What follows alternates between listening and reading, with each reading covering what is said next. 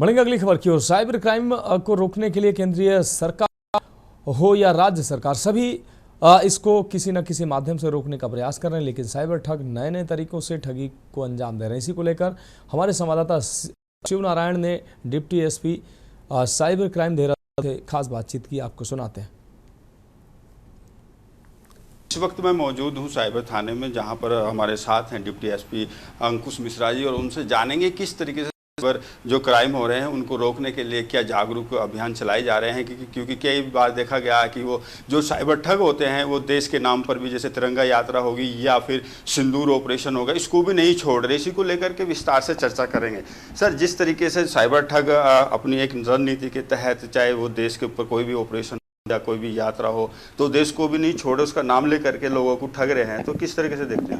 इसमें जितने भी आपके दर्शक हैं उन सभी को मेरा नमस्कार। और जो आपने सवाल किया, बहुत अहम सवाल किया कि इसमें हमने देखा है कि साइबर अपराधी जो हैं समय समय पे नए नए मॉडस ऑपरेंडी ईजाद करते रहते हैं, जिसमें फाइनेंशियल नॉन फाइनेंशियल दोनों प्रकार की कंप्लेंट्स भी हमारे सामने आती है। तो फाइनेंशियल हमने अमूमन देखा है कि लोग ठगी के लिए ऐसे फर्जी वेबसाइट्स, फर्जी APK फाइल्स उसके माध्यम से करने का प्रयास करते हैं। इसके अलावा आजकल सोशल मीडिया पे इन्वेस्टमेंट स्कैम्स हैं, बहुत सारी चीज़ें होती हैं जिसमें लोगों को इंस्टाग्राम, व्हाट्सएप पे, फेसबुक पे उनको एडवर्टीजमेंट माध्यम से लुभाया जाता है और फिर उनको इन्वेस्टमेंट प्लेटफॉर्म्स पे निवेश करवा करके ठगा जाता है। साथ में हमने पिछले साल भी कई मैटर देखे थे जिसमें डिजिटल अरेस्ट की बात की थी कि आपके खिलाफ वारंट निकला है, समन निकला है। तो इस प्रकार से लोगों को भी भयभीत करके कई बार पैसे ठगने का प्रयास किया जाता है।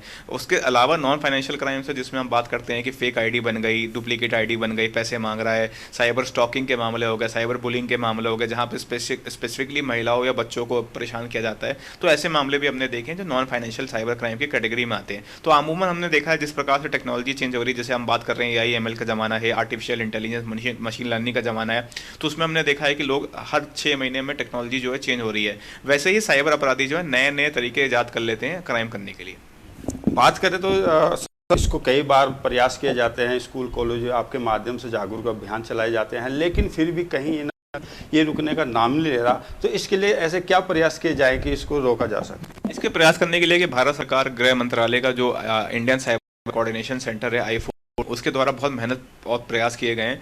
उनके द्वारा एक साइबर दोस्त करके सोशल मीडिया हैंडल चलाया जाता है, जो कि ट्विटर पे भी है, फेसबुक पे भी है, इंस्टाग्राम पे भी, हर जगह पर मौजूद रहता है। तो आप उस साइबर दोस्त को आप फॉलो करें। साइबर दोस्त पर रोज जागरूकता मैसेज आते हैं। इसके अलावा आपके जितने भी डिस्ट्रिक्ट पुलिस, उत्तराखंड पुलिस का पेज है, साइबर पुलिस स्टेशन का पेज है, वहाँ पे प्रतिदिन हम लोग cyber awareness, cyber advisory share करते हैं। इसके अलावा जितने भी आप प्रेस बंधु हमारे हैं उन माध्यम से भी लगातार हम लोग इलेक्ट्रॉनिक और जो हमारा प्रिंट मीडिया है उसके माध्यम से भी, न्यूज़पेपर के माध्यम से भी, रेडियो के माध्यम से भी प्रचार प्रसार कर रहे हैं। और इसके अलावा भी अगर आपको जागरूकता लगता है तो हम स्कूल्स और कॉलेजेस में भी हमारी टीम जाती है, अवेयरनेस करती है। साथ में अगर कभी भी आपको लगे तो आप हमारी टीम के साथ ऑनलाइन भी अवेयरनेस प्रोग्राम करा सकते हैं, जहाँ पे आप, आपके फैमिली मेम्बर्स, रिलेटिव, आपके ऑफिस कलीग सब बैठ करके उस पर जागरूकता प्रोग्राम में जोड़ सकते हैं। बात करें कि पहले उन्होंने को ही निशाना बनाया, लेकिन अब क्या है कि जितने भी हाई प्रोफाइल है उनको भी नहीं छोड़ रहे, तो उसको कैसे देख पाएंगे?